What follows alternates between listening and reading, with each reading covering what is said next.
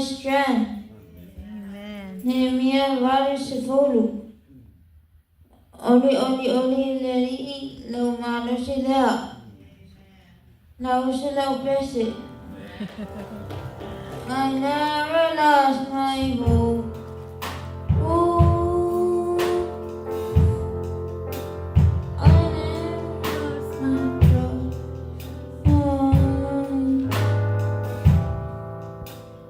I never lost my faith.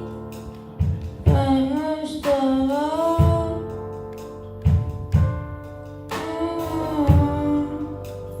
I never lost my grace. I don't mind if I'm lonely. Ooh, I don't mind to hold me all. Only God to do. Mercy me out.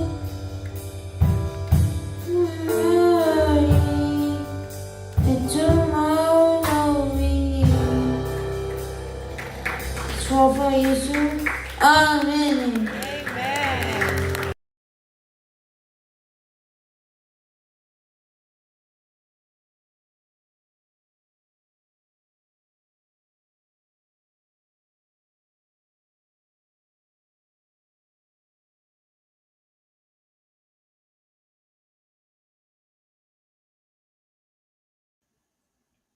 Ja, viale tua i le nei fiafi. Ia ole pesena mai le to fine fo ia fina. Ia i le nei fiafi ia ele ngate lea papele sunga ia to vio, po to via, se uso ia to via, lole sio. Ia mar pesena fa ingo ina o ofu, ile ofu sina sina. Amen. Ia a fai o lo e fifa alongolongo I pese le sunga ia to via. Ia o loo maua I lunga le YouTube, alu lunga search le ngō tō via lo le sio. Ia ona e maua la I o pese le sunga ia tō via lo le sio I lunga le YouTube. Ia e whatalofa atu le Paul Kalama, Jesus is the answer le tātou maptanga le nea fiafi lunga le tātou te penga whailangi le nea fiafi. Ia e mua lava ona si ira vi inga malwhaptai I le atua. Ia ona o le nei awa noa tā ua o tātou mau o te tātou te mafuta I lunga o tātou Paul Kalama I le nei astronai. Ia e teri tonu loto ma le anganga ia o whamanuanga le atua. Ia te oe ma leo o tātou maua I pēr le ola I le aso ma le aso. Ia e le ngata o le nei fiafi. Le awa noa o tātou te mafuta I lunga o tātou Paul Kalama. Ia pei on whaatūlanga ina I astronai te tasi. O lea ia e po I arawi inga marwhaptai I le atua. Ia e whatalofa atu po kalama ia te o tō malawa I le nea fiafi. Whatalofa atu I sunga I whawhia ngainga. Whe oi o le tala lei. Ia o loo sala lau solo I tuli manu e whaaro nei to lope o loo tātou iai. Amen. Nele ngata I Samoa, Amerika nei, Hawaii, Amerika Samoa, New Zealand, Australia, po whea lava. Ro ngā lulu e ai tama whanau o tō fia ma walawina e whora ma tausi le lafu ma moe o le atua. Wha manuia atu le ma whaatalo wha atu le tātou Paul Kalama. Ia o le Jesus is the answer. Ia I le neia fiafi. Ia le ngata I lea ia whaatalo wha atu foi. Na i o tātou ta māma tina ma tutua si o tātou wa tunu. Ia I le neia fiafi. Whaatalofa atu le pokalama, ia manuia atu le atua ia te o tau, ia I le neia fiafi, I lungo le tātou pokalama, whamanuia tele le atua ia te o tau, whaftaila o tau nofo talo, a le ngata I lea, o rou tau tāpua inga, ia a o a rou tama whanau, ia I fi au mga luenga I le aso ma le aso, ia le ngata I lea le tau tua ingo a inga, ia e mase, tono I kalesia ia malarafanga. O lea, whaatalo whatuai Jesus is the answer. Ia te o tau i le nea fiafi. Ia whaatalofa atu fo i a inga wō me masangi o le tātou Paul Kalama i le nea fiafi. Ia whaatalofa atu ia te o tau tari tonu ia o le nea so tele o i tātou o lo i ngei Amerika o lo o celebrate inga le manu malo po le tūlai mai o le whainga malo fau o si o tātou wa tunu. Ia i le vaenga o le whaatuatua i le atua Samoa ua tasi. Ia ua tali whaali le atua. Ia le ala sisi mea o le atu. Ia ai tari tonu fo. Ia o tele o nisi tuo le nei lau langi o lo tātou iai o lo o tāpua i le atua i le nei aso. O lo o lātou iai le maru pa ia o le atua o lātou avero o lātou bi inga. Ia mo lātou whaafitai i le nei vaitai po le nei aso. Ia i le atua o tātou o lo i nei tua le tolope lo tātou iai tātou i nei Amerika. Ese mai ai ang Iusila, Australia, ma le nā tua o le larolangi lo tātou iai. Ia o tātou astona i le nei. Tari tonu telo i tātou o tātou celebrating le fia o le fia ma le tala le leo o tātou whaalongo. Ia ina ua manu malo le tātou vaenga o le fast. Go fast. Amen. Ia o tari tonu foi. Ia whaatalofa atu le pokalama o le Jesus is the answer. Ia i le ainga whai po le vaenga o le fast. Ia i le ngeiri i tūlangi lo mātou iai. I le Bay Area, San Francisco Bay Area. Ia o lo whai le lātou whatasinga, le tātou whatasinga i le neia whiawhi, ia i le paka, wa ubaba ai atu, ia ua, whai le barbecue, whai mea ai mea wapenga, whamalea tu fo i wa ule awai atu ona o nisi o fuafuanga sa whapenana o wanga i atu e tā penga mai mea o le asa, ia ele ngate leo o le tātou Paul Kalama, ia ai whaatalofa atu le pokalama le Jesus is the answer. Ia te o tō i le nea fiafi. Ia awane i ngano Bay Area tātou vaenga support i le Bay Area. Ia awange i ngalo tai au le sa. Amen. I ke ua overlo fia overlo. Ia e le alua i le sa. Ia ai whaatalofa atu le tātou Paul Kalama i le nea fiafi. Pa manuia tele lava le atua. Ia i le nea fiafi. Ia e sele maa ngai o le nei vai aso. Whainga le whange i tia o aso vai aso uma. E kofu ala vai aso ima me tupu ai. I re whape kukusa ai vai aso uma. Aso vai aso. Amen. Ia au le nei vai aso. Ia e papatai le atua ina ua. E ui au tae au e afo. E whaailoa ai le whainga, le whaikaunga a tō pālota. Ua mauti noa ma ua iloa uma e tātou. Ua tū lai mai le vahenga whai o le fast. E nati tau a vea le tātou whainga mālo i Samoa. Amen. Ia o le vi inga marwhaftai le atua. O telefo i o tātou vai taimini nei. Ua iaila ngona ti ngā pe a whai. A whai ua le mālo le whai na e tāpua i ei po se tangata fo i na e tāpua i ema e kise ai. Wale mo se tūlanga. Ia wane i a te oele loto ti ngā. Amen. Awane i a te oele loto ti ngā. Samoa. O le a le tali ua mai i le atua. I le whainga mālo fo. I e tātou malilie.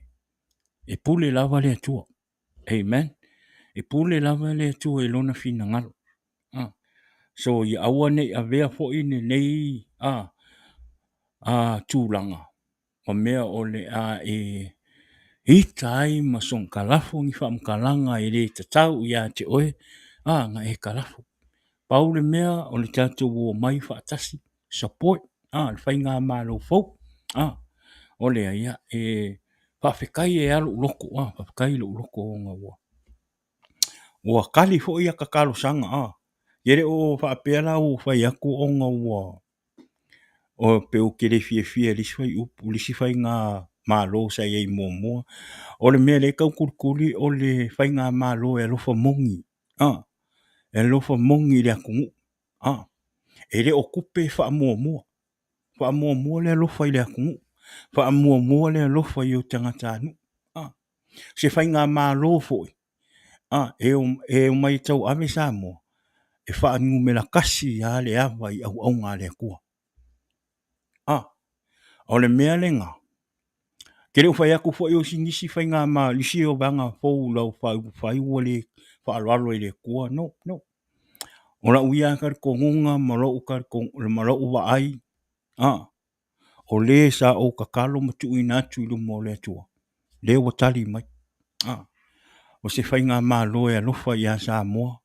Ko e alo lofa i au ngā le atua. A le o tali le atua. O le ia o le vi inga man whaptai le atua. O le ia. Ia awane i te awane ti nao tātou whina ngalo. I tātou maua le loto whewhani sa moa. O sa moa ai kakau o ngā maua le ola whewhani. Amen. Ia ai whaptai le o le ngi aso. O le makua i bebela. O le makua i bebela e ofo i mele i kongo le kako kama i studio le kongo la kama i whale le la kama i apartment le ke o le makua bebela e whai o le bebela o kongo o le whale. O le bebela fo ina o mō li le wha amala marama i ngā i kako pokalama. E wha malia la pēr kou wa ai meu o whai maingu vai. O le makua bebela.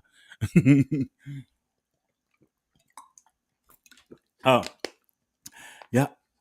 Nga mau ma siau mako ai nga kakar ngō momo. Nga kako ela i kako whaasoa. O le kako whaasoa i le umi fo i ar kako whaasoa ngi yasu. Mau ma le mako ai nga ngi e run my errands fo i nga le pai me whaakau o whale ma mkulanga whapenga. O whaku le mako ai o le mako bebela. O le mako bebela ngi yasu. Arola i o whaku le mako ai. E ngofo ma e whika i fo le bebela. Pe whika kupenga le varu suru man kupu le bebela. A le makua whainga kā e a kā kuunga hento le bebela lea. E kere whia kū i whafo ke whia kauanga maua se ea malulu e ke ngofo. O haku le mako ai. Ka whi la. Whika i fo la e le bebela o le me e u iei ki a polo ma ngā malo ma ngā vāenga ia masakang ere ngaka i lea o ka ngaka o tangata fo inga le o fulitua pe i le tua e u mai le pafili se oli le me iei le malaia ma le me a asa e mu asa ai lunga e a ka whika aku longo winga e ke ki ngā mai ai le kaimi ai ke maliu ai. E kere o ora, e kere o ora mo le ali i ma avelo ora mo le ali. Ma e au ngai le ali. E pole are fina ngalo ai ke maliu. Longo winga o le kaimi ai ke mo walu e se lo nganga mo e maliu. You in the hospital. No winga I don't know how long ke alu ese malo kingo ma. No winga ke awoi ma ia ngā kai me kau a le whaapapau. Pea ka whika ku le vevela. Wale mere e le ise whaaku. E o le la e le whaakuskuse le vevela o se o. Ale kama i vevela le vevela i o whaaku mako ainga. Man. Ke ofo. Wau ke whaakai ai le akua. O whaaku mako ainga. O ke ku mau ai le akua ma o ngau ai i a whape ngā o ngā ku mau pia i le akua. Ia awangi i ulo uanganga i le me mako hai vevela. Ale mawhai e laka kingo ngei e kake keiri kaimi ngei ngā hento le vevela. I le mawhai fo i lai lo uanganga o ngā e alu. Lo inga sili aku le vevela le mea la e i uiai. Lo uanganga. Wal kingo i e koe alu ar kingo i e le koe fo i ale ele. O lo uanganga. Ia e ke alu sa o ai le mea lo ye le whakalo whaku le uso. Ko via, ma lo lava uso. Ma lo fo ile fi ngau wenga. Ma lo fo ile koe ka lai fina ngalo le tua uso. Ia fa manuia le tua ia te oi brother. O le a so langonga. E ke fia I ue le ngako I ngame. E ka mga o I ulo wanganga I le afi.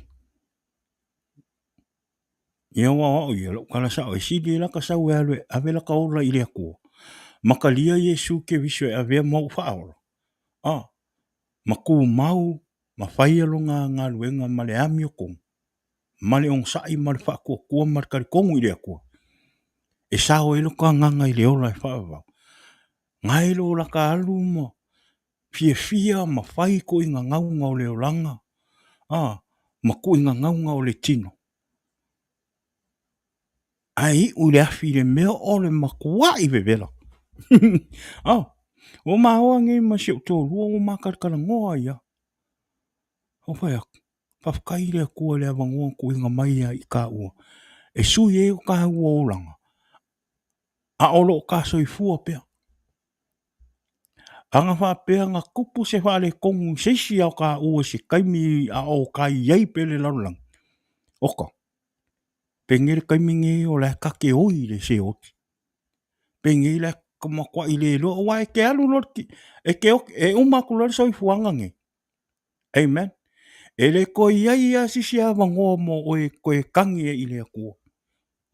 Amen. E le ko iei a sisi a wangoa e ke alu ai le afi.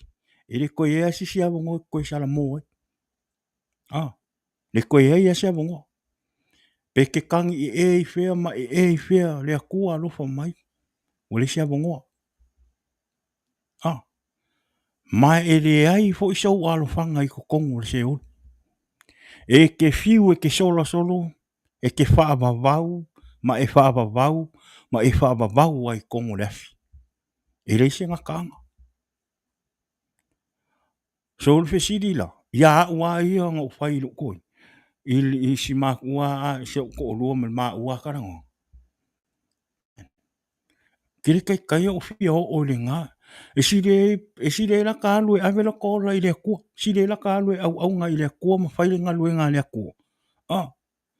Po a kala kangaka, po a meo le lalo langi whai mai aka ika. A lau ke loa. O lau ke sao le ola e whaavavau.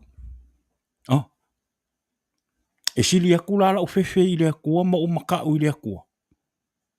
Ma whai along whinga ngaru. Ngai lo ufefe I kala kangaka ma me whai mai kangaka I aka ika. Ai oi laka e ke mai ni ngā roa kala kangaka. Once you take people's word from you and you turn your back to God, o e koe awea o e kongo se oti. Amen. Aua e ke mai ninga I whamatalanga matala tangata whai mai a te oi. Whamalosi pe oi. Ngā lue pe oi I le atua. Ngai e alu al tangata I e avelo na ola mo le atua malu le lang.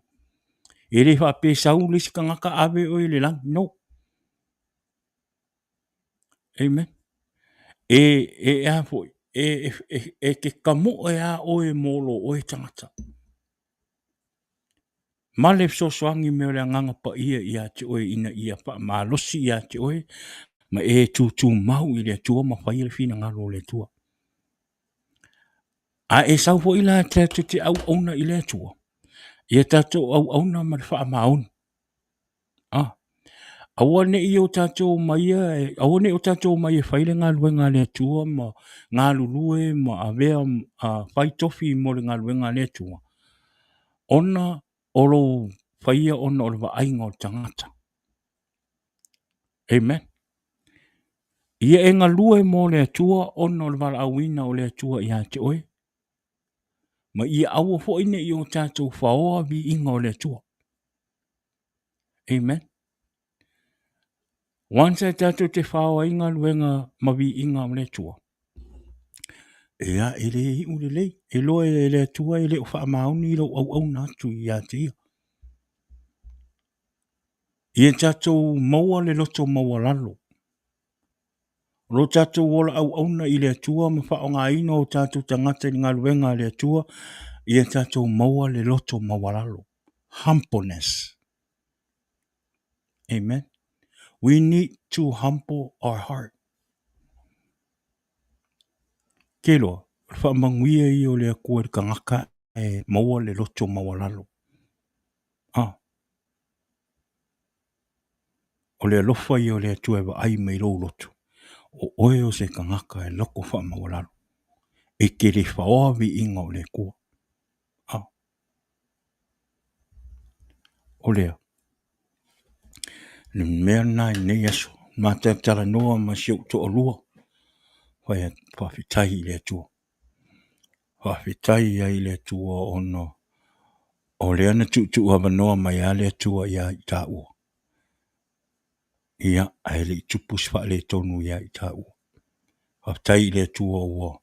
Wana Yesu ia ma o langa ma ua avea ma ua o se a inga e matau i le tua ma. Ma avele o langa i le tua mofo i natu. Ua le to e fia i meo fianga o le laulangi ma. E ka ngaka i e kau. E ka ngaka i e pa o mai whawholo a malamo na mako wale. O le na, ia e paftai ai le tua i lona whaotanga. Tātou uso a inga o tātou o uma le nea fiafi. Lo te le ale wano lo tu ina mai e le tua ia te oi. O le ale mea o nai whaafenga tā i lo wola au e te sawe au mai lo wola i le tua. Po so tapua inga, po le alawa. Po ngi whamkalanga, po o lo inga, o le alawa le mea ngai kao fia oe. E ke sawe e fwoi natu lo wola ma e talia Yesu ke wiso e avea mawali i mau whaola. Tatalo i le tua. Pa to ese i le tua. Wha maoni i lo tatalo i le tua. I fiso soane mai le tua i ate oe. Awane i ngalu. Awane i ngalu. E sau e ave maufo i natu lo wola i le tua. E te tau ona e wha maoni. E te tau fo i ate oe ona e maua le lotonu sai. Ma ia e maua le anganga e fia e te talo i le tua i aso uma. E le ngante i lea. Ia o le whaitau ina o na fionga pa ia. O le wha amalosi le na o le anganga pa ia i ate oe i aso uma. O le anganga pa ia o le atua e so soani i ate oe. E wha amalama i ate oe e ala ilo na upu. Take some time to read the Bible. Whaitau la fionga le tua. Wa aini verse o le tuspa ia. Ao ma whaitau. Amen. E fe so soangi i ate oe wha inga le e wha tupu ma whawhanga i na ilo wola wha le anganga. E le mawhai e tātou ne tātou mai e talia Yesu. Ai le isa unga luenga e whaia. Thank you. On. Ia vele sau o whangu vai malu rune. Ore makua bevela, mere whaia koi. Ore kongo le mali rune tua ia si tuloa. Le tātou pukala. Ore makua bevela. Kusa ora uke ngofo ako ale moko o wafo e whaia le bevela. A ore bevela whai o mo li o le.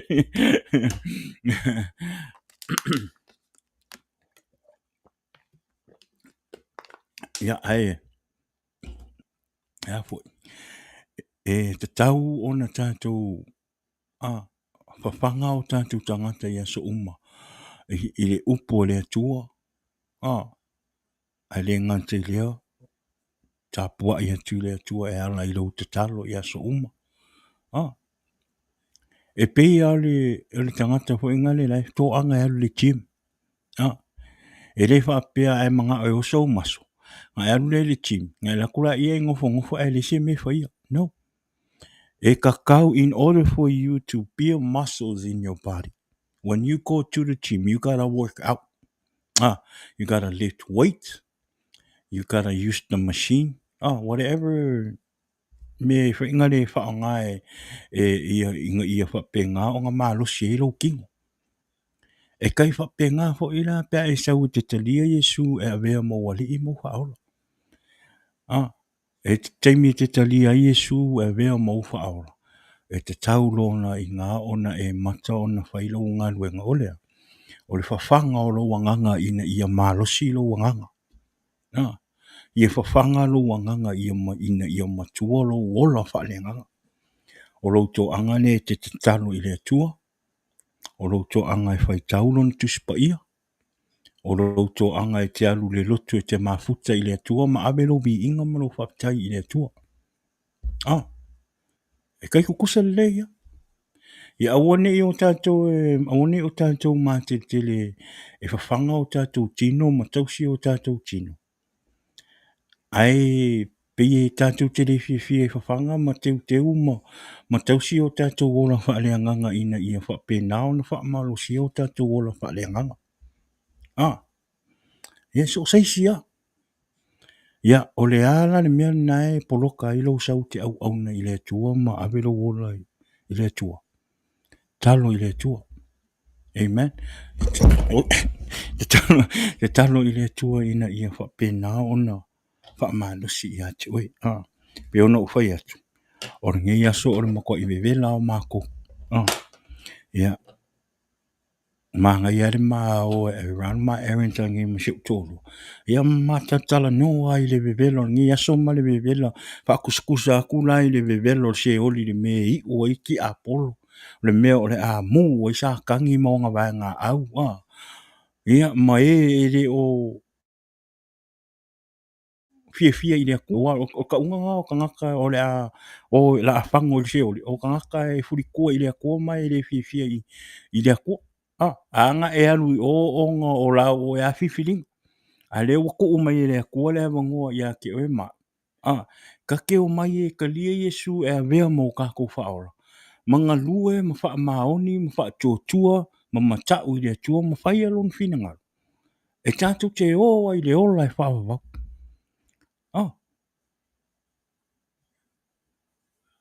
Amen. O le ola e whaawawau, sorry. Waira e whira waru. E whira waru le ola e whaawawau. E ofo ia I lo waru se oli e free.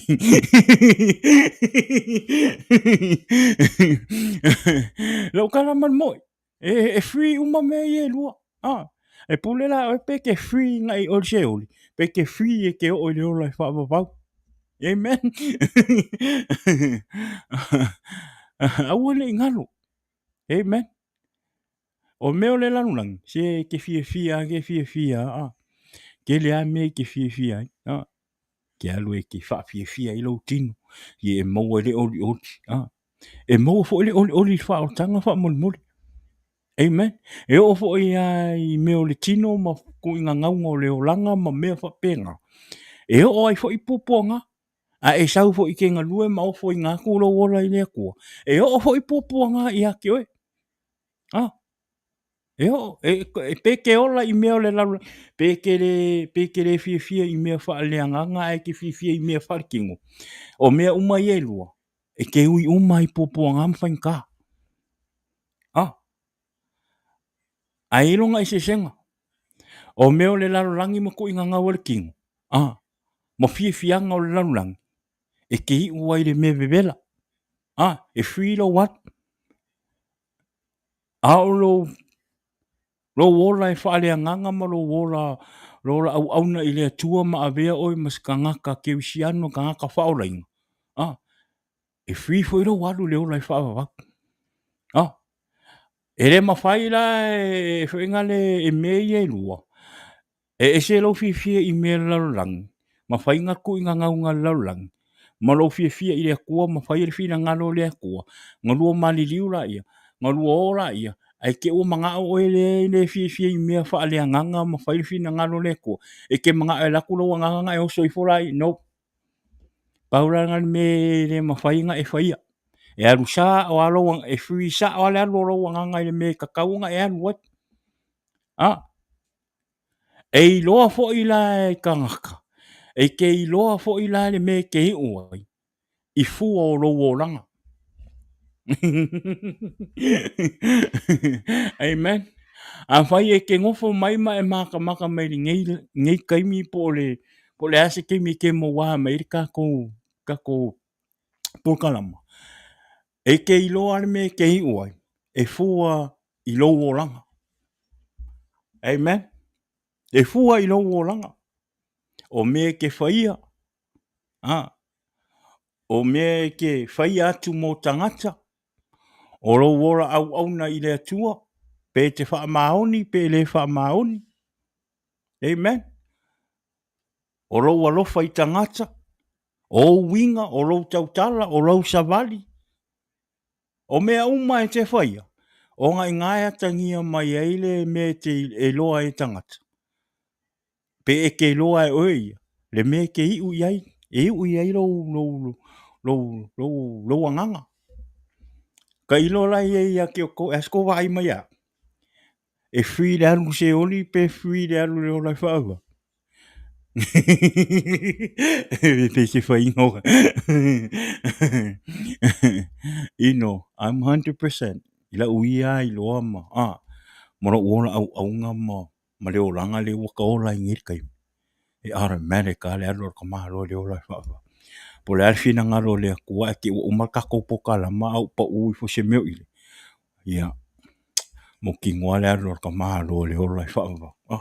Ia ngā lola ia whakarikari mai o ko. Amen. Ia.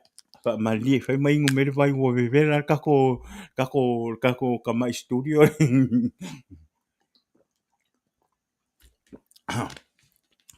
Kau sa o e kau sa o e fo isi usu fasal lau fo ingale o sko inga fo ingale purok.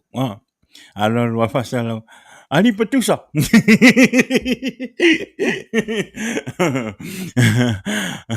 We fai la petusa. Ala petusa la. Ere ngofo mai i le mere fai pokala ma. Ai ngofo mai kongon poku.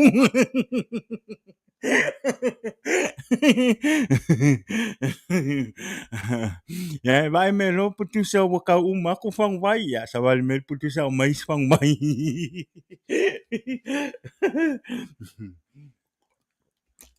Ia vi ia le tua o le wata tu mata tinea fiafi ia tinka mai fa so le ia o ma pa ir ka ko e ka ko fiafi ia si o ngia fiafi ia fiafi le loko ma lo oli ina ua ia ia ngau ko iro amen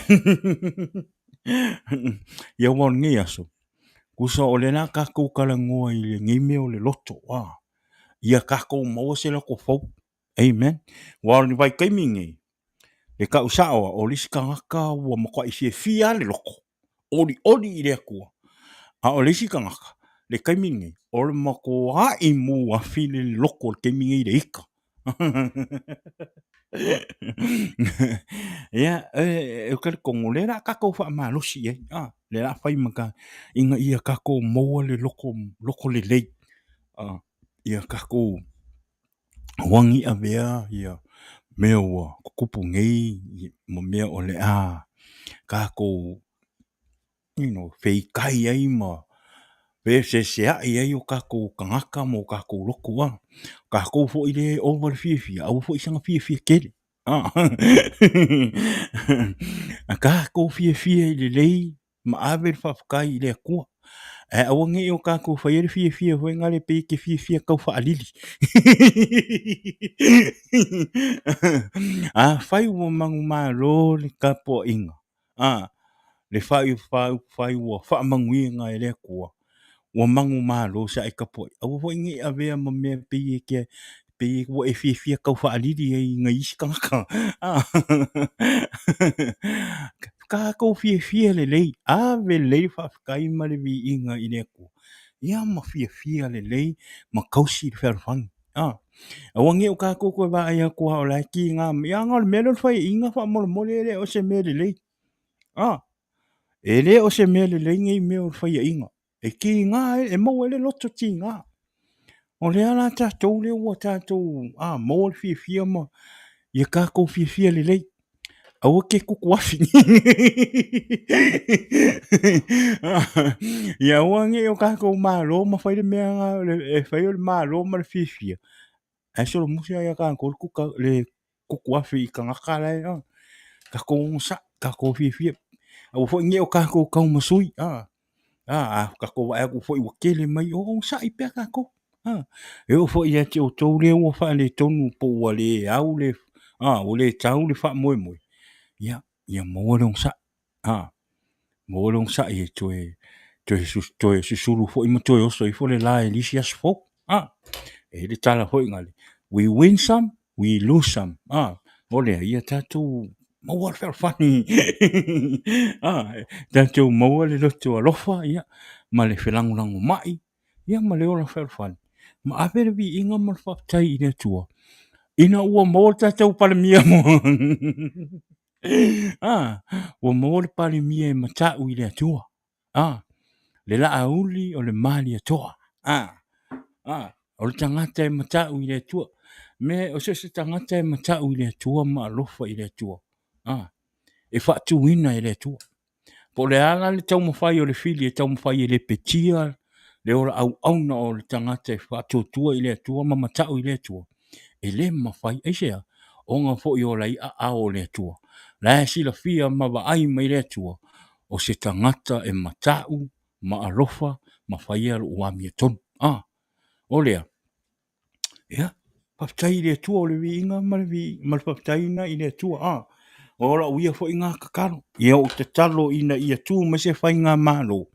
E matau I le atua. Mo toe alo lofa I tangata Samoa. Mo toe alo lofa I sunga I whawhia ngainga.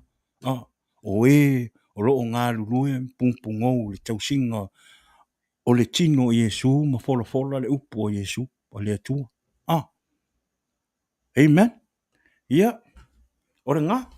Sa kala nisko inga. Ia kala ngā. Amen. Ia vi ia le atua. Pe ono whai atu o le la tātou. E le umis tātou wha malosi le ne fiafi. Ia e wha malili atu le tātou polkalama le ne fiafi. Ona le sa wha fo. Sa wha ilo atu o le astona I nei o le atu e tātou mafuta I ma le sunga. Ia polon au ona I le tātou polkalama le uso ia tala lei e se kia. Ia ona tari tonu, ia ere I maua se ma peso ta inga I le nei aso. Ia tari tonu aiwa pisi le te malo e nisi fu e fuanga. Ia faale malo fia. Ia in nai tuo le o statu ainga I Samoa. Ia e tari tonu. Ia o loo manuia mea uma. Ia lofa le tua ia whapena na pui pui ia te ia ma o a lawan tūlanga ua whapena ua le maua se tātou maftanga I nei aso malona au am. Ia whapena ona ia ao le tua whamanuia ia te ia le nei a fiafi. Ia a o le la tātou whauau ua tua tātou por kalama I le nei asto na. Amen. Ia o le upula o le asto na I nei. Ia o le la tātou tala noa. I le kamale nei o loto. Amen. O le loto. E whai mai. E te re maua mai se loto le lei po se loto fau mai lava sisi a tangata. Amen. E le mawhai fo ia e se tangata ola o na sui lo loto wana o le atua. Po le a le ti ngā o lo loto. Po le a le meo lo o whapena o lo o ti ngā ma whaingata ma meo o ia te oe. Ona o le loto tinga. Wana o le atua na te mawhaia o na suia lo loto. Amen. Only God can give you a new heart. O le amo mela tātou tusi whaitau. I le eskielu. Tolu ono. Pai upu e lua ono se i o ma le lua fitu. Amen. Ia. Whaapelo na whaitauina. O te avatu fo i a te o tau le roto fou, ma o tu uina i to tonu i a te o tau le anganga fou. O te ave esea le loto maa, ai o tau tino, ma o avatu i a te o tau le loto a anoa. O te tuina atu lo wanganga i to tonu i a te o tau te sāwa wali ai i au tu la fono, tau te ana foi i au whamasinonga, ma o tau whaia. Amen. I will give you a new heart and put a new spirit in you.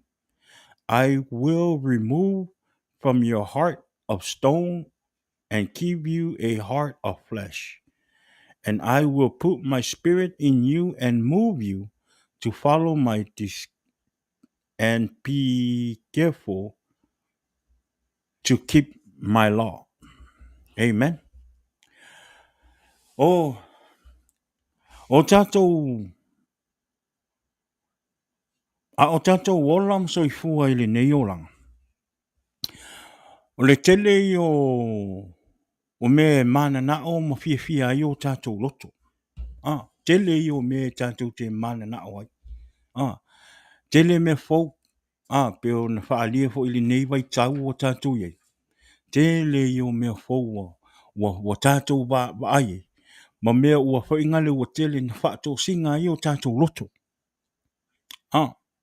Tele I na tātou mana na o ni whare fau. Tele I na tātou mana na o ini lava fau. O se vai fau. A le whesi. Ai a le loto fau. E whape whea o na tātou maua le loto fau. All of us like new things. New house, new car, new clothes, new shoes, even new phone. But a new heart. How can I get that?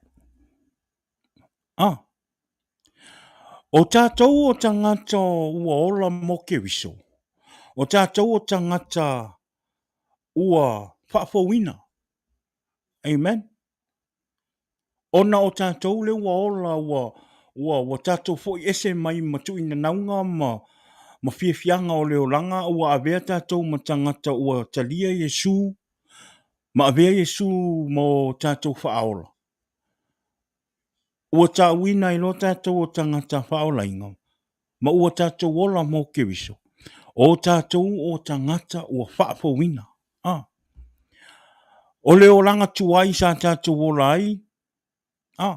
Ua mau aku pe woki.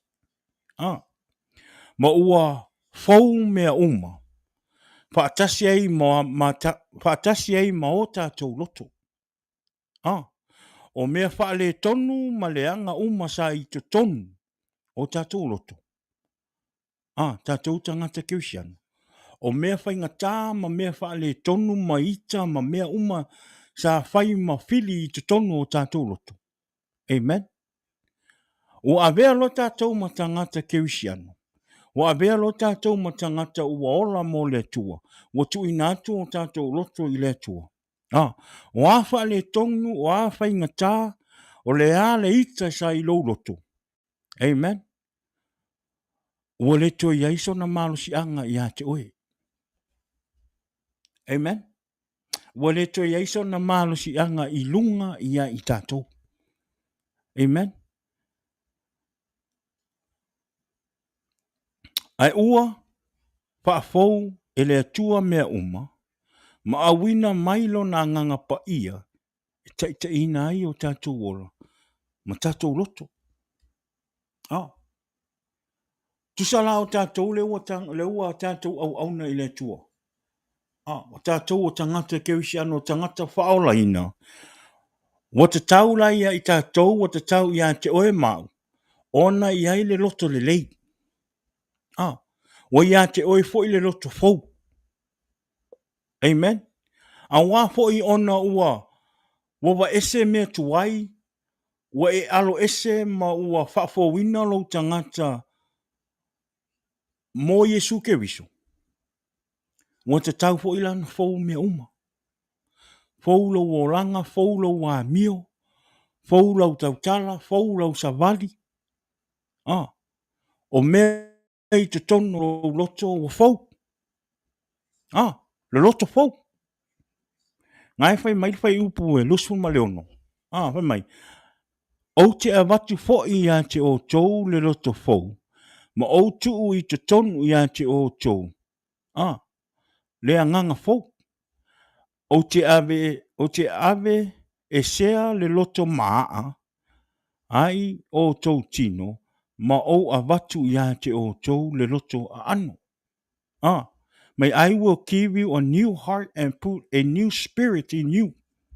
I will remove from you your heart of stone, and give you a heart of flesh.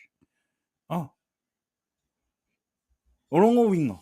O le taimi au a tātou au auna i le tua. O a whaila o le ua tātou au auna i le tua. E le ta taula ia te oe ona ia te oe se roto tuai. Amen. E le ta tau ia te oe tangata whaolaina, o le tangata kerisiano, o le tangata ua o le atalii ma le awhawhini o le atua. Ona ia te oe mau se loto tuai. Mo le whai mai, e tuina mai e le atua ia te oe le loto fou, ma le anganga fou, o le anganga pa ia o le atua. Ia te oe. E whai mai e wa ese lo loto maa. Al manga ye whapalangi May I will remove from you your heart of stone.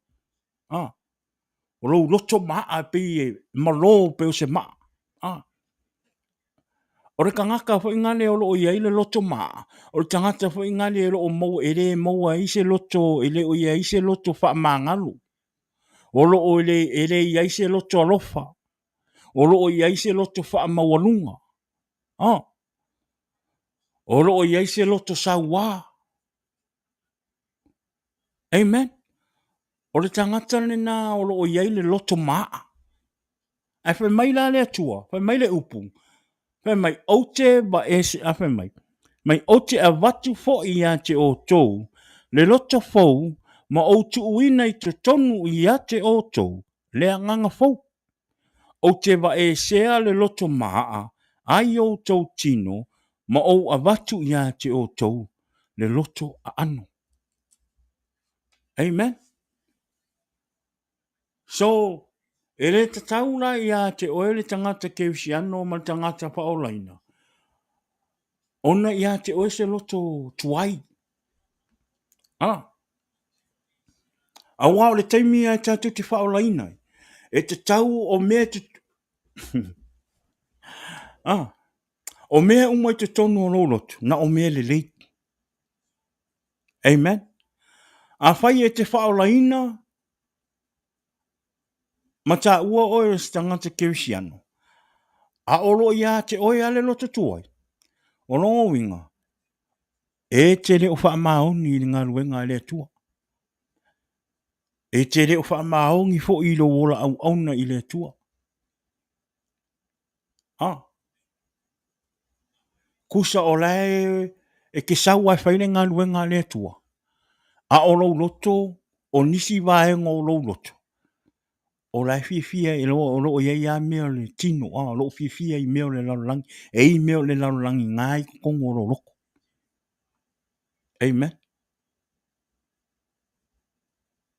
Don't get me wrong. E whai ke me maua i a kako le loko ika.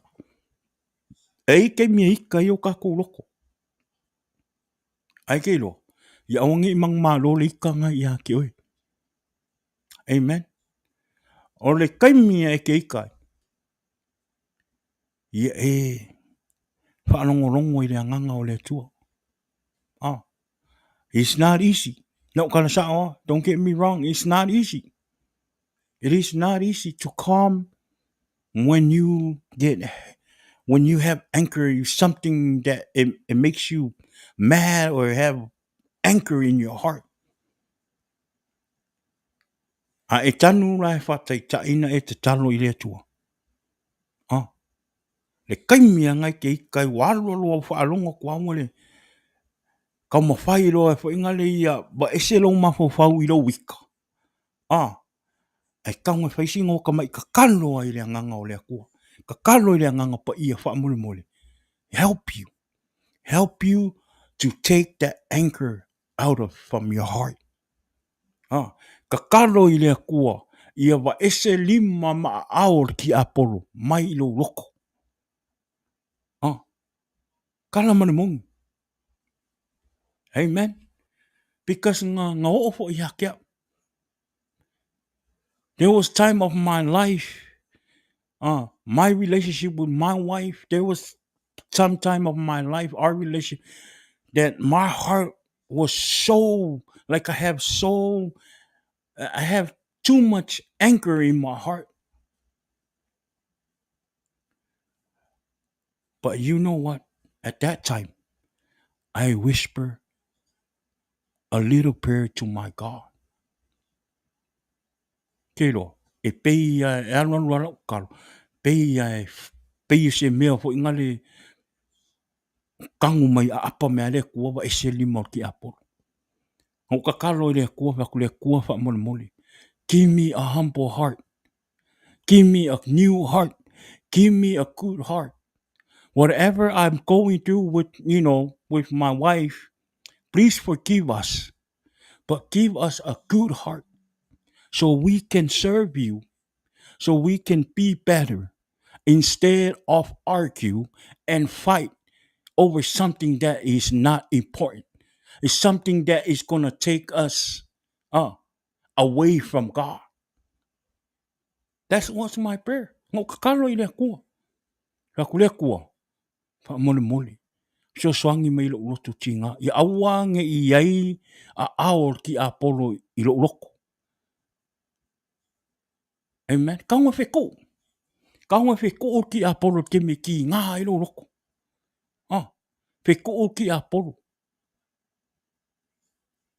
Kuli ki a polo le suafa o Yesu ke viso i a awa. Nge i ai songa mālosi. E kau mawhai e apa mai e waku lo loko mwha aika oe. Mawha leanga i lua wā maloko o lua malo a inga. Po lo uso. Le wā oe malo uso. Po le wā oe maloku wha fingi. Po le wā oe mau wō. Po aia.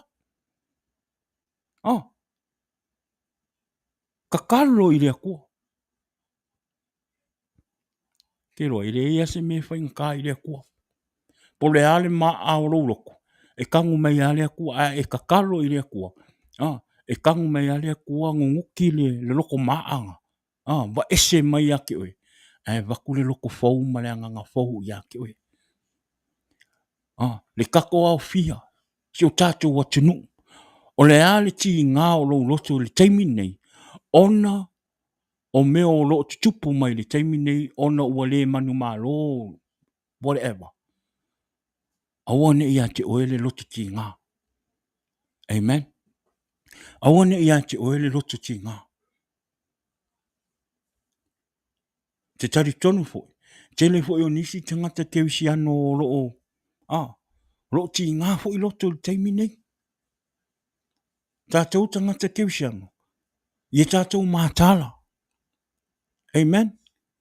Awa nei a vea pol kiki ma tūlanga wha apea ua. O whaingale ua le manu mālo tangata na e kisi ai ma tangata nga e tapua i. I awa nei a te oe le loto tinga. Pe a whai o oe tangata ke wisiano. Amen. Awa nei a vea mea ia ma me whano e lo loto. Talia le mea ua. Wa tupu. Ie tātou loa talia. Amen.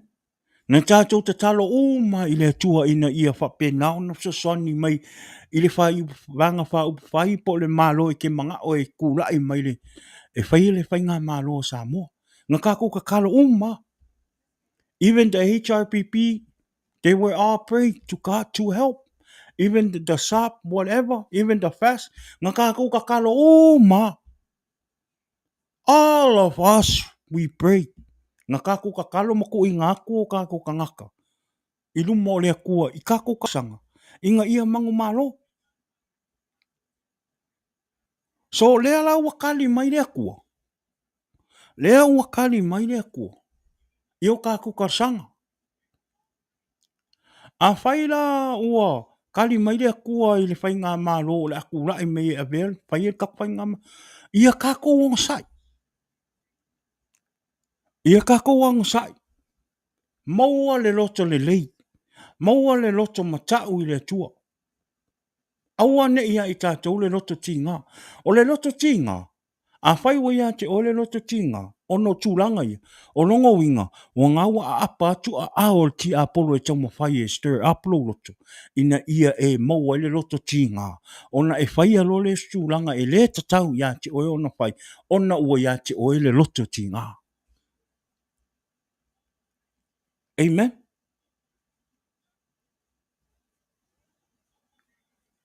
Te talo i le tua. Amen. Te talo i le tua ina ia watu le loto le lei mo e. Talia. Amen. Pe ono whai atu. We were all pray to God and give them in, i kako karsanga. Leo wakali mai lea kua. Just because wakali mai lea kua i le whai ngā mālole, doesn't mean wale fifi, wale, wale whai ngale wale fifi mai lea tua i ati oe. Ina ua le manu mālo po o aili. No. O le tua. O le tua e wha mauni. Amen. Just because wale kalia, ma wale tūlai mai le whai ngā mālo po o le whai, doesn't mean wale alofa mai le kua i ate oe. No. O le kua e ami o kongu, mai wha maongi le kua. E loa e le kua le manguia i Samoa. E whai e le kua long wha maongi. E le ai a masesi a pao se kangaka. Nga ke mawhaia o ngā suire fina ngalo le kua. A ka kau mawhai fo i e whai se me e se eile, pe kau wha le anga fina ngalo le tua wa umangkali mai le tua. Mea wa umanga wha manguia mai le kua ia sa mua makali mai o le vaenga. Po le a se ka kau mawhai nga e whai e whai ngale e wha le anga ile mea wa umanga kali mai le kua ia sa mua. Ia. E le kaungu. E ka ke fiu e whai. Ka ke fiu e whai. Ai se amo kako whai ai kui ngā mea whapea. O ngā fo i lewa i maua ia i kako le loko ki ngā.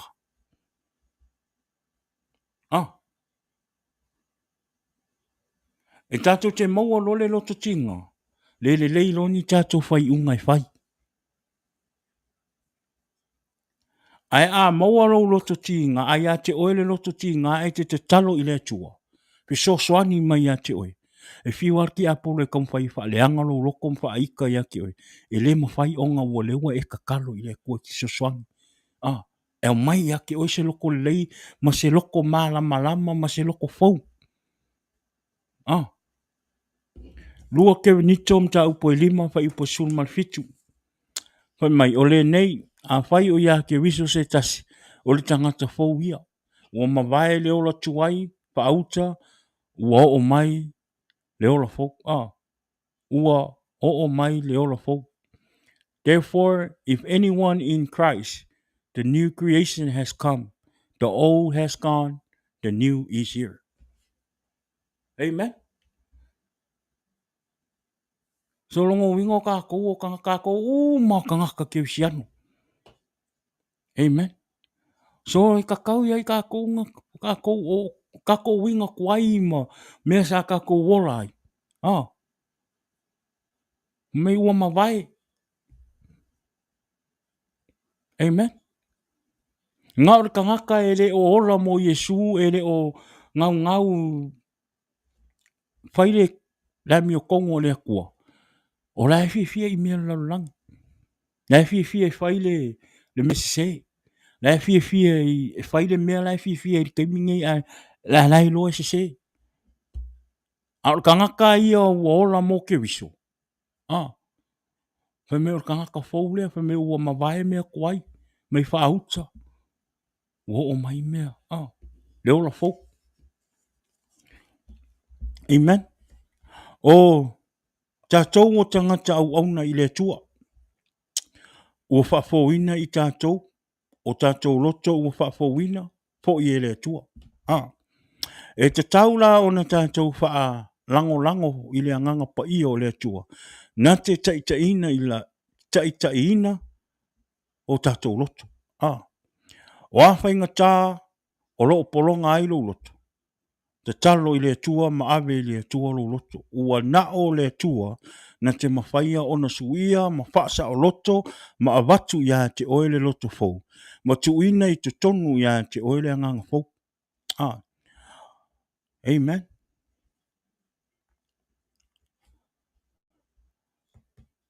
So e te tau ia i tātou o na tātou maua le loto le lei. Amen. I tātou maua le loto on sai. O a whainga kā, o a puapua ngā e te savalia i le aso ma le aso, on sai. Amen. I tātou on sai. Maua le loto on sai. O lo iai le tua tātou te au nai. O le anganga pa ia fo i o le tua. E te tau ia te oere tangata whaolaina ona. Na whaalango. E te tau ona tātou whaalango i le anganga pa ia o le tua. O le tātou ora au na i le tua le taimi nei ma le tātou savalinga i le ngaluenga le tua le taimi nei. There is no way e ke alwe whele ngaluenga le tua. And you're not have the Holy Spirit or lean to the Holy Spirit. E te tau ona e whaalango i le anganga pa ia o le tua.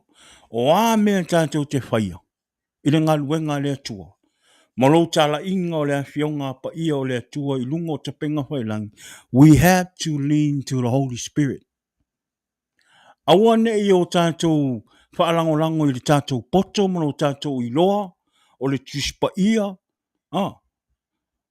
Ma le tele o mau o le tuspa ia e te iloa. Po le aro sau i lungo te penga whailangi.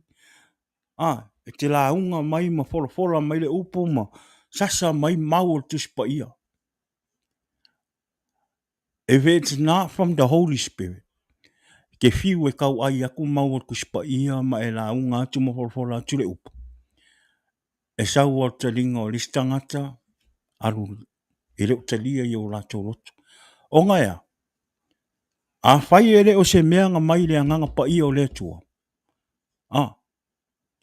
E le ma whai o na whaalongo inga i tangata. E te iloa le pai me le anganga pa ia i le tua i ate oe. I le taimi e te sue ina i lo upu. E te talo i le tua. Ma le wha mauni e soani mai ate oe.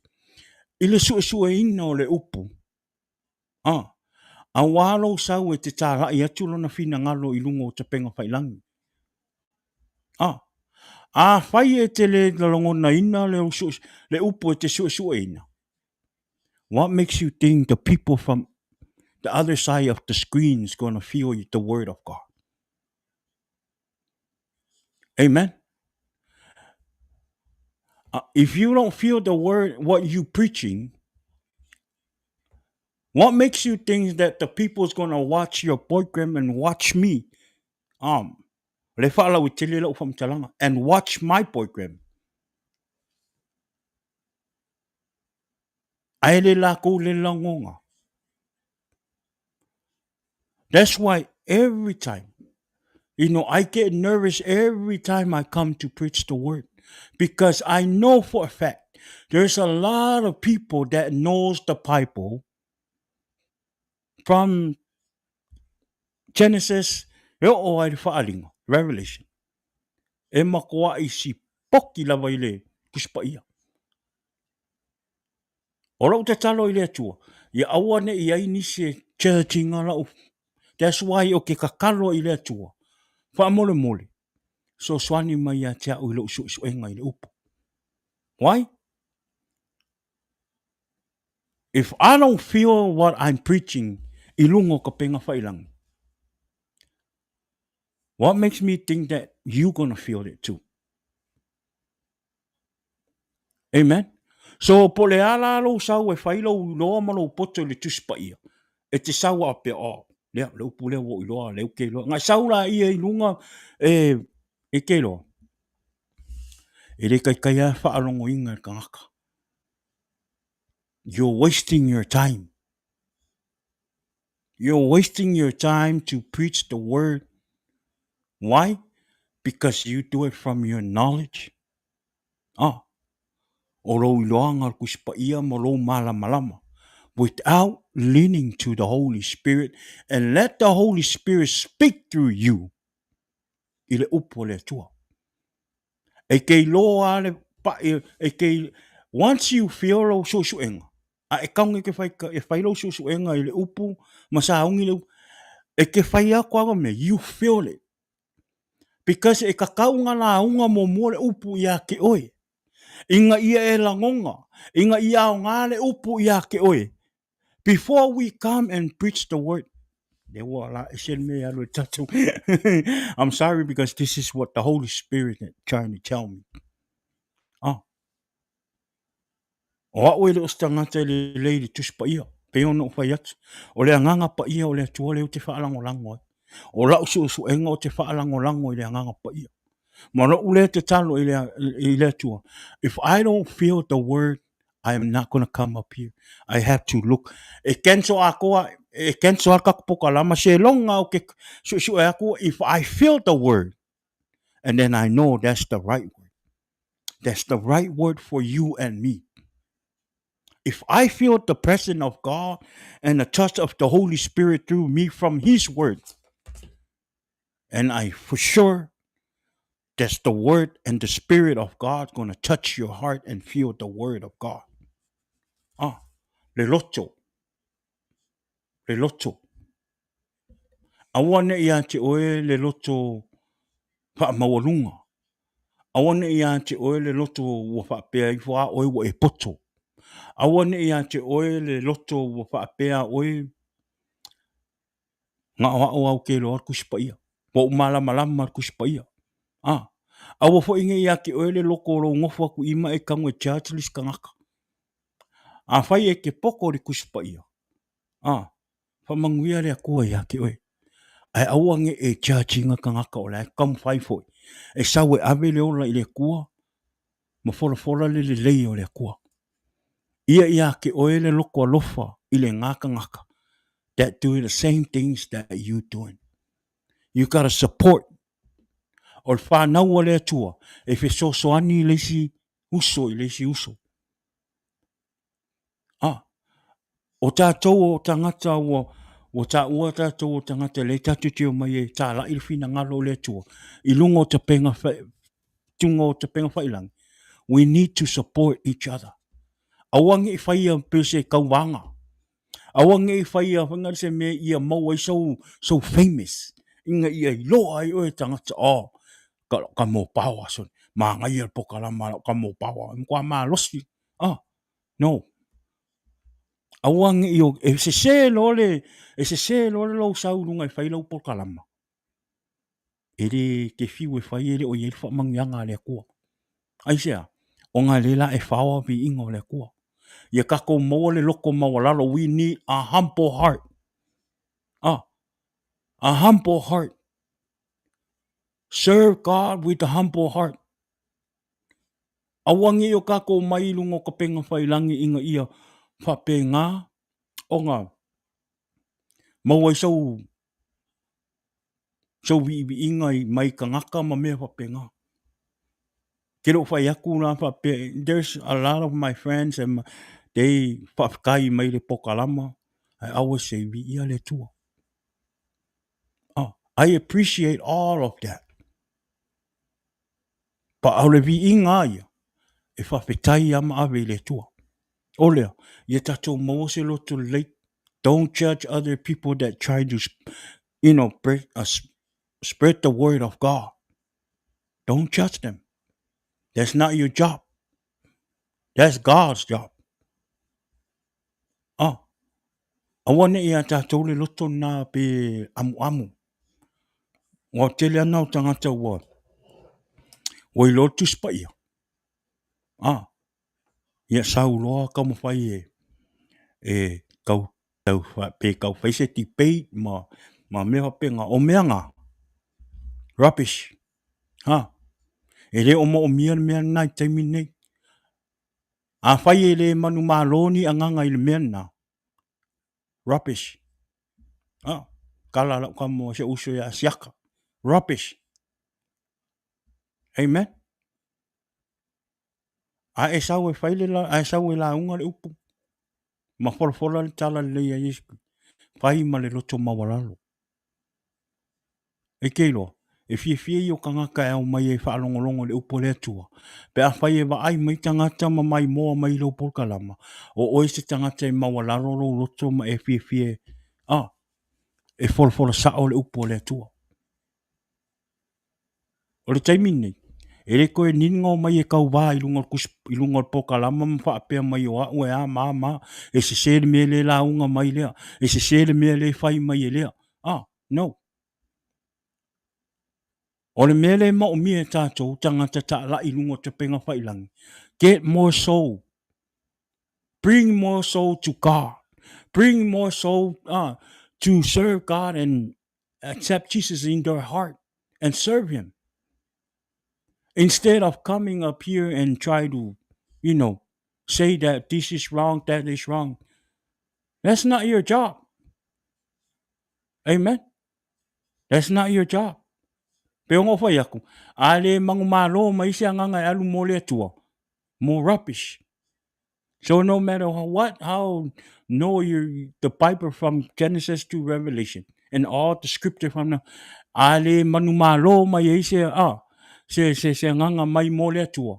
E ave ma Yesu e talia Yesu. Ye siringku. O le taimini. O nganga ina ia tele mai ni nganga o lo ainga o wo o uso tu fafine o ta mama tina uncles and auntie o lo le lo ma pong sa pe ma fa pong sa ki a polo la tu mata ma lo la tu telinga fa alongo fa le nganga e mai ave le tu. That's the important right now. Le nganga na ta tu po kalama o ta tu po kalama ina ia tele ni tele ni nganga ave ile tua ma o mai ave o la tu loto ile tua. Wana o le tua na te mawhaia o na suia lo loto. Nobody else. Amen.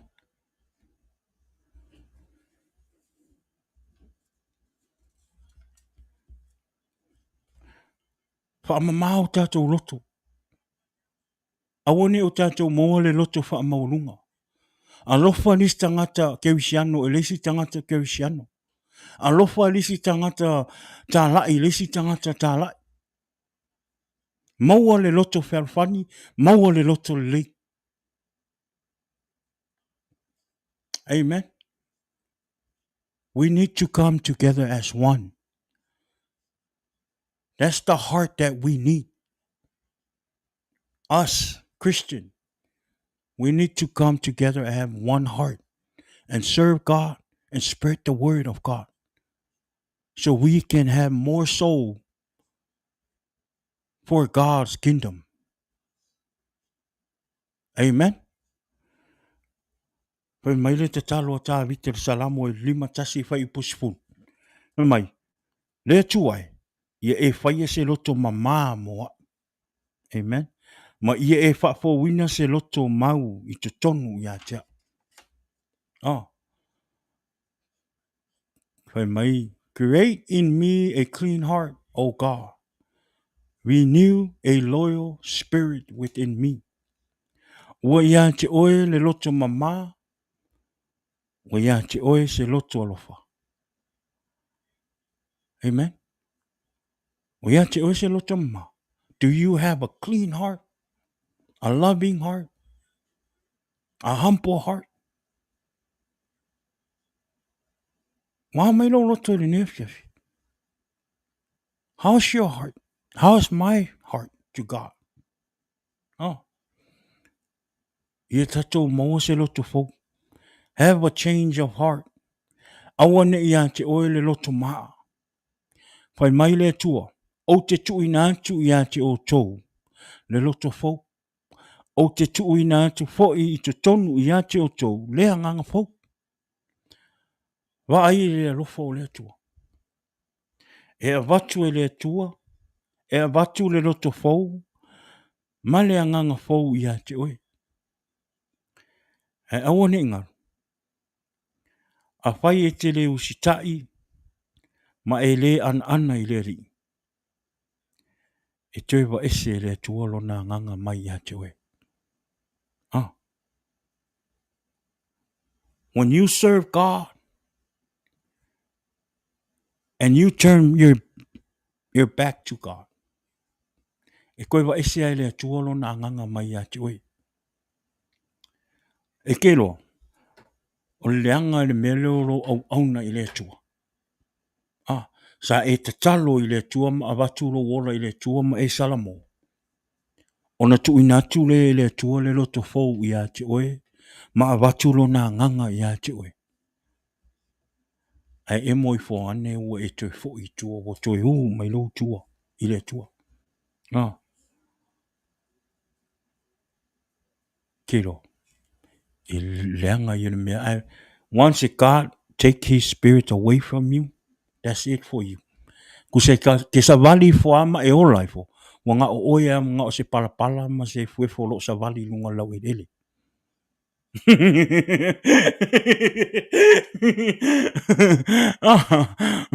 Kana mal mongi. E ke fo i e u mai lolo kua mango e koe fo i le lanulangi ma koe whai fianga le lanulangi. Kuse e ke sa vali fua i fua. Wanga o se palapala ma se ele o la sa vali lunga lau ele. Amen. Amen. Waka ko wa ia sau. Tangata na fia i le tua. Le tangata sa fa manuia i le tua e a vea. Ma tupu mo mua lo nu. Isala elu. Ka mo saulo. Fe mai e maua lunga. E au le lei. E le eise se fa akusa ele le maa ngai o le kingo ma le umi. I ko kongo isala elu. Ai fe mai a o ke mi el wako le nganga pa ia o le akua. Fe mai e faa, mai e wa aile. E le ise kangaka i fie so.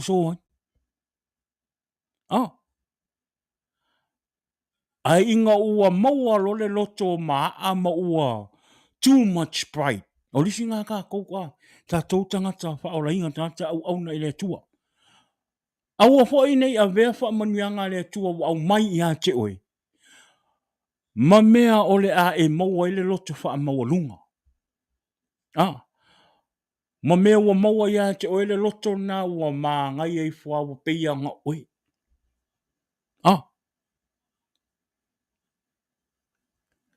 Awa nge e pei o saulo. Amen. A inga ua maa le loko saulo ma ua le usika i le tua. Ke lo inga sala moa i le tua. Nga sala moa le tua. Ia awange a vea o e uso au auna i le tua le taimi nei. Tātou olo au auna i le tua. Awane a vea tātou matangata ua maua lo wha manianga mai le tua. Maua lo ma le loto wha maua lunga. Awane i maua ia te oe. Awane i sala moa le tua ia te oe. Awa. Ele o se mea le lei ai sala moa le tua. Once God is feel guilty. Wa o sala moa le tua. Ona sa tō fia sa a vea. Saulo matangata sa. Tō fia. Tō fia mai ai le tua. A ono le ustai ma le matau o saulo. Fe mea. Benga wa ese le tua lo na nganga ma saulo. Ai fe mea. Tu ua e le tua nganga le anga. Wa aila ta tōtanga te kewisiano. Ina nei a vea. Ina ia a vea o tātou whamanuanga mai le tua ia te oe ma. Ia awane a vea ma mea e te whamawalunga. Ma mea ua ele e mata ua i le atua ma ua fuli lau tua mai i le atua ono wha manuianga i ua e maua. Wa ai a o le taimi a o na wa ese le atua a. Wa ese le atua lo na nganga mai ate oe. E maua lo le mea ngai ki sa vali fua i lunga lau ele. Ua o oe anga o se ele ma se fuefu. Oro o kumu i nganga le anga. Amen. Amen. Na whai e ti ngalo no to I am so sorry. This is from I felt it. Everything that I'm talking to you right now, I felt the Spirit of God. Amen. Pero no whai atu. If I don't feel the Word of God, then it isn't me so for you. The reason why I'm saying this, the reason why I'm saying all this from the Spirit of God, because I pray ngok kakalo i le tua. Ia avea leo langa sa uolai. E whai mamori mau. E whai fo i mawha amaru si anga i atea. E ala i le upu. O mea uma e ofa ia, leo ofa ia kusa oa. O au se kangaka ngola mai whaarukanga, like I said, my families are a Christian family. I was born and raised. Kokongo le lio le whaarukanga. My parents was a hardcore Christian. Hardcore worship, fear God. But that doesn't mean I was living the same life as my parents served God. No. No, we didn't. Even me and my sibling. Just because our parents was sui whaiwhiau o maua ko whaiwhiau ma kūranga whapenga e makau le ko doesn't mean me and my sibling will live the same life that my parents. No, we didn't. We're not angel. We were not angel. My older brother have his own thing going on. I have my own thing going on. Yes, we go to church every Sunday. Yes, my parents teach me and my brother how to serve God, how to be good to God and whamaongi le tuam, but we didn't listen.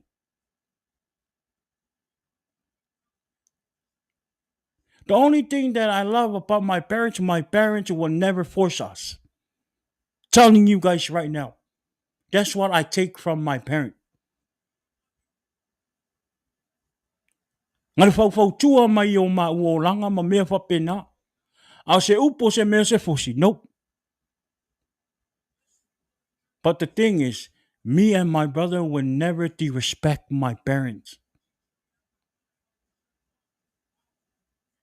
We respect my parents.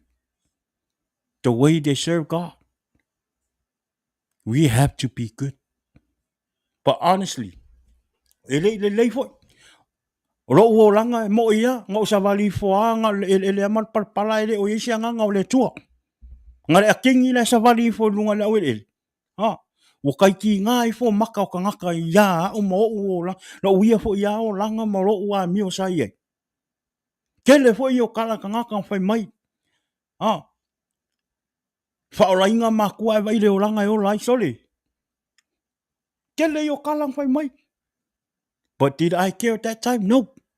Aisea. Anga fo i o le mako i pongisa ma faufaunga, pongisa le whaalongo, pongisa le ki Apollo. Ai ina ua mātutua i fo. Whaptai le tua that we walk. Nga uo oili nga uo oili i whiwhianga mko i nga ngaunga o leo langa. I thank God that I went to that part of life. Because at the same time I was out there, I was learning something. I was learning something from it. Now le wo I le whaotanga. Le wo te sau te ave mo I usala mo I lumo le tua ma whai alo finanga. A le wo I loa ai au auna I le tua wo I loa le me te tauna whai. Wa ingo wa le to fia o manatu lo loto. Wa ia au le loto fou ma le anganga fou o le tua. Wa lo ia te au to fia I mea sa o fia I mea o lang. That's the life. Amen. O leo ranga. E tari tonu e maua o mai a tātou. E awa fo ilani i whātustu sā mai lau loto i lau loto. No. E tu ina atu ai le tua le loto fau i a te oe. Male anganga fau i a te oe. E ese fo i le loto e tu ina mai e le tua. Maloe male anganga le tua e mai a ta. O lea. Awane i o tātou manatu wha mawalunga. Ma tātou maua le loto mawalunga. Ma le loto wha mawalunga. Ina ua tele wha manuanga le tua i a te oe. Be humble. Humble your heart. Maua le loto fau. O le loto tu ina mai e le tua i a te oe le tangata whaulaina. O le loto alofa. O le loto mawalalu. Amen. Awane ia tātou le melo le tātou mai au nei le tua ma whai le fina ngalo le tua. Ma tā lai fina ngalo o le tua i lungo te penga whailang. E solo musa ia o le loto ika i kangaka. It don't make sense. It don't make sense. E lor fia o pao e sau e ka lai a kurfina ngalo Yesu. Ma whai a kurfina ngalo Yesu ia te o tau matala ia. I o tau maua le loto alofa. I o tau maua le whelfangi. E u maku poka lama e laku whafo. I e laku kupo swale kong masiska ngaka e. Pe ika fo i laka ko lua. Pe ika i laka whangau. Pe ika po waia. E le whekaui. E le whekaui le loko ngai a oe. Ka kau ai a ke oe ngai e le loko fau. O le loko fau e waku inga e kua i a ke oe. O le loko wai e le alofa. Ma le loko e hampo. Wha mawalalo. A wā o Yesu. O Yesu e mawalalo le loto ko e alofa. E te tau fo ila i a tātou na tātou wola pei o Yesu. Amen. Nga kele a meo le lalolangi makalang ku nga whai a Yesu. Not even a word. But yet, he still loved them. What do you mean that he still loved them? Ale nga maliu nunga sātau. Ale nga mo uma Yesu o kako maka ngā, mo kako upu, mo kako kala, mo kako loko maka ngā mam. Ngā mo uma ave rea ko Yesu nunga sākau. Amen.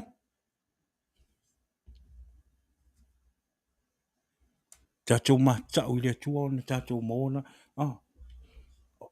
Te se temia ia te oele loto le wa e matau i rea tua. Amen.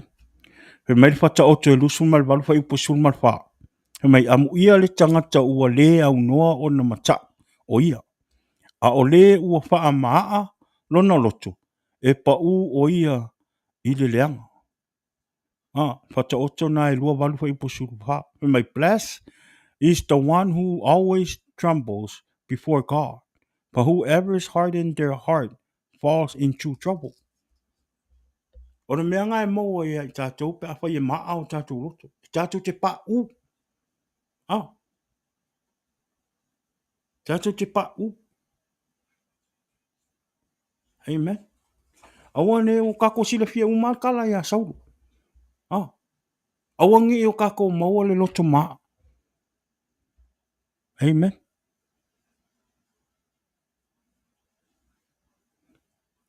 Tangata fo ingale sa iei le loto le lei. Sa iei le loto manu malo. Sa iei fo le loto alofa. Sa tu ina tu ai fo i le tua le nganga ia sauru. Kako sila fia uma. Aina ua. Pa le tonu saulo ma ua. Maua le loto maa ma le loto. Ia. Ngove ese le tua le nganga e ko le nganga le anga. Ia wa aina ia tātou wha maungi ngalue ngaluenga le tua. Tātou wha malosi ngaluenga le tua. Ma ia wha mawalalo tātou loto. Have a good heart from God. Whatever you go through right now in life, you know, tuli vai le tua ma ave i lumo le tua. Te talo i le tua. Po le ale meo le nae uia le nei taimi. I lo wolanga. O fai ma wha lawe lawe ua ti ngā i lo loto ma. Le maua i se fi le mua lo loto. Wa ai po le mai mua po le meo ua. Wa e ola mo le tua. Wa lisi nā mafuanga. Tātou o lo o. Puli tua i le tua o lo o fia i meo le o langa ma. Tuina naunga o le o langa. Lisi ngā meo. Probably that's one of the problem. You still walk. Tele i o popo ngā mpangi tae o i le o langa. Ona o le nae te. Fia pe i meo le langi ma whainga tuina naunga o le o langa. Ai sawe avero wola i le tua. But that doesn't mean ele ke a ia poponga. O mai a whainga ka o leo langa poponga. A olo sawe avero wola i le tua. E te malama ai. Ma whaawhaingo fia i a te oe ona te tee. Me whaawhaingo fia i a te fo i a te oe ona mawalo whaatua i le tua. Ma e loa ai. E pa i atu a ao le tua. Ina ia whaawhaingo fia ma ese poponga ma whainga tā. Olo e uia i le aso ma le aso. Amen. Iau te tonu o le tātou wha mālosi le nai le nea fiafi. Ia. O le tātou wha asua ia le nea fiafi e au ngā mo le nei vai taimi. Especially at this time what's going on right now in Samoa. Ina ia tātou maua le file mu. Ia tātou maua le loto le lei. Ia awani i o tātou. Awani i wha le tonu o tātou loto. Maita, ma maua le. He se ngai o uso. Ma a inga o. Ono tūlanga o pālota ma meo lo o tupu nei Samoa. Me ono whai atu. O le loto ita e te whai e se tūlanga e le lei. E te le whai e se whai unga le lei pe a whai waika lo loko. Whatever God, plan for Samoa. O le a fo i whina ngalo o le atua. Ia. I talo sanga ni tātou tu ina atu i le atua wa se whai ngā mālo fau mo le tātou atunu. Ia i talia le tali mai o le atua. All of us. Peo no whai atu. Tātou uma na tātou te talo uma i le atua. Si i atua i o tātou matalo si atua i o tātou vāenga pa upwhai uma o lo. Tātou wā. We all did. A le tali ua tali mai le atua. I le tali uma le atua i mea uma. A le tali le ua tali mai le atua le ua tātou wā ai. Ia, on sa. Tātou talia fina ngalo le atua. O tali wha ali le atua i o tātou te otanga. So e te taulai i tātou sa mō na tātou mō le loto whērwhan. Tātou mō le loto on sa. I tātou mō le alofa o le atua. O leo. Tātou por kalama le nā le nea fiafi. Wa manui e tele le atua. Ia. E le nea fiafi ia. Man. God is good. Woo. Ia le tua. Ia nei taimi ia mōmōla o nau whatalo whatu mo toe whaptai atu mo toe watu le nganga o le whaptai ia te o tō uma sa whapena ona mai mua mai lungo tātou pokalama. Ia whamanuia tele le atua i le nea fiafi. Ia o te tonu ia o tātou pokalama le nā. Whai unga hoi nā o tātou pokalama. Ia te tonu ia o te le se whamanuianga le atua ia te o le nea fiafi. I le upu le atua. Te talo i le anganga pa ia o le atua ina ia soswani atu. Ia te oe ina ia whapena ona whamatala a tili lo na whina ngalo. Ia i le upu le atua sa umona tātou tatara noa pe shea tua i lungo le tātou pokalama. Ia te oe le nea fiafi. Amen. I whamanuia tele le tua I o tātou a inga wō mai masani. Ia, I le nei e fiafi. Ia o lea ia aere I wha umari tātou pokalama. Ia e a vene temi ia e wha tō whātuai. Ia I le paso le tātou pokalama. I le nei e fiafi le tō fine ia fina. Ai fina. God bless you fina. Ia tātou wheilua I le aso a tai au le tātou sauninga. Ia e whamanuia tele lava le tua ia te oe pas. Ia mai ia manuia le nei po. Ia e le ngate lea ia le tātou a inga tātou pokalama le nei fiafi. Ia manuia le nei fiafi toi vaenga o le nei vaias. Tātou o uma le lotu wha mole mole. Tātou o le lotu. Tātou tapua I le tua. Ia maavero tātou vi inga wae. He deserve. God deserve all the praise and the glory because anga lea unua lea lofa o lea tua. Le tātou te ola ma tātou mafuta I pia I le aso ma le aso. Ia. E te taula o na tātou o e avere vi inga mwhaptai I le tua. I le aso a tai au. Tātou whaalongolongo I le upu. Whamanuia tele le aso asa. Le aso tāpati le aso a tai au. Ia. Whamanuia fo I le tua. Ia nisi fo I nisi fo I a inga wo mai masani le nisi fo I nai tu o le tātou kolope. Ia o lo e sa moa Ni sila. Skalia ma le nai tu o le. Nei lau langi o tātou ia. Whamanuia le tua le nei a sa ia te o tau. Ia. Whapena ona. Ave pere vi inga malwhaptai le tua ia ele ngātai leo. Ia o lona upu whawina whamanuia tu fo I Mwhatalofa tu fo I sunga I whawhenga inga lava o lo tu la I le upo le tua. Ma lo le ngā lue, ma lo le unsa I le ngā lue ngā le tua. Ia whapena ona ia I le mana o le nganga pa ia o le tua. Ia malona whaunga I lona upo ina ia pa le upo I luna o se loto le lei ina ia tupu ma ola ola. Ia I loto ma whina ngalo. Ia o na tangata o lea. Whamanu I tele lava le neia fiafi. God bless you. And tātou laso tai au ia I le live ngasta tātou polkalama I le aso tai au. O le tātou malolo o na le polkalama si o mātou e kālesia. O le aso tai au o le a whaale o le ale pue nā tuaise tātou polkalama le aso tai au. E te tūri mutai mai le stofi. Le stofi le esfou. Pea o toi le ola ma le malosi. Ia. Penau tātou whiloa I lunga tātou mautanga. Lunga tātou pokalama.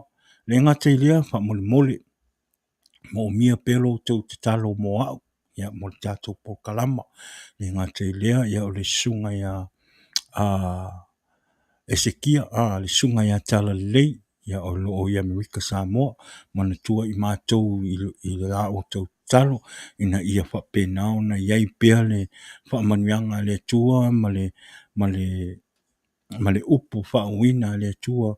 Ia, mafso soani ia I mātou awale mātou su I le aso ma le aso ilona upu ina ia whapena o na tātou taratala no ai ma tātou share I lungo o tātou pokalama. Amen. Like I said, I'm human too. Ele te me o ele vai ia tia. Au la o tau te talo mo lo tātou talasanga ia I mātou. Ia, ina ia whapena o na mātou maua pēr le wha mālosi ma le fia ma le oli e mātete o mai e tā lai lona whina ngalo. Ia I lungo le tātou penga whailangi. E le ngata I lea mana tua le paso le tātou pokalama. Se o tō whine ia whina. Oesa le. There you go. No, wasale o le confuse o le makua I confuse e isi ke mi ngalo oi oi walese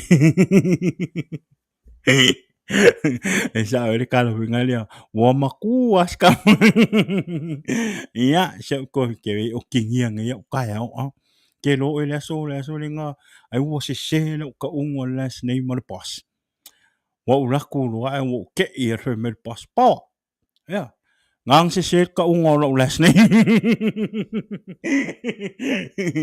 ya ke lo nga fa longo me se ki nga fa longo me se tina fa le tua O le kau pronounce o kau pronounce aku le last name.